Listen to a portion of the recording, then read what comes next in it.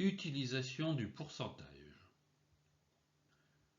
Grand A pour calculer une baisse. C'est le cas dans les calculs de rabais, de remise, de ristourne ou d'escompte. Tous ces mots sont des types de réduction des soldes. Pour rappel, le rabais, c'est lorsqu'il y a un problème dans la marchandise, lorsqu'elle n'est pas d'une qualité correcte.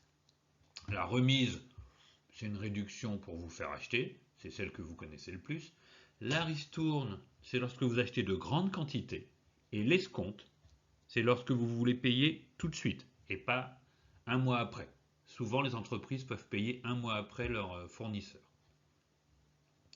Après le calcul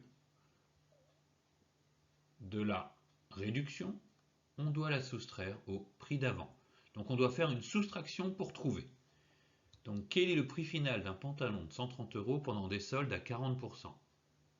On fait le calcul de la baisse, 130 x 40 que divise 100, ce qui nous donne 52 €. Et ensuite on soustrait 52 € aux 130. Calcul du prix final, 130 moins 52 égale 78.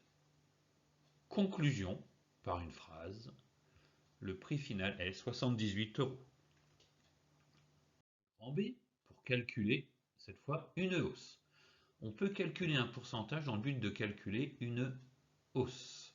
C'est le cas pour la TVA, taxe à la valeur ajoutée, pour les impôts, qui sont toujours en plus, toujours à payer, ou les charges sociales, ce qui correspond à la retraite, au chômage, à la sécu, etc. On donne de l'argent à l'État pour qu'il puisse nous fournir ces services-là.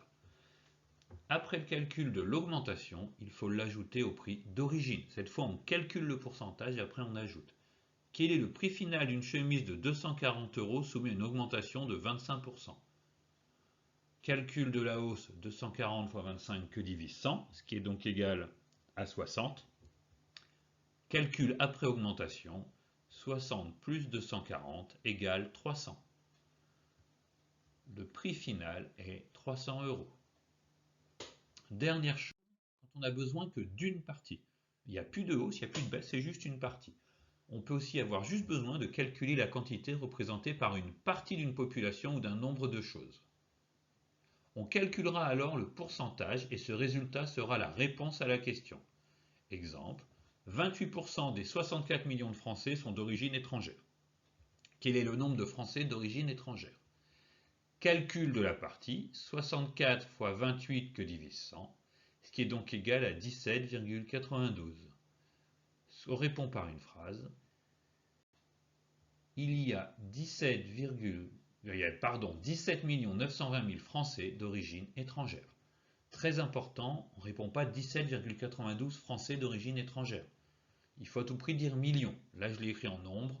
On aurait pu aussi l'écrire en toutes lettres. Donc je répète, il y a 17 920 000 Français d'origine étrangère.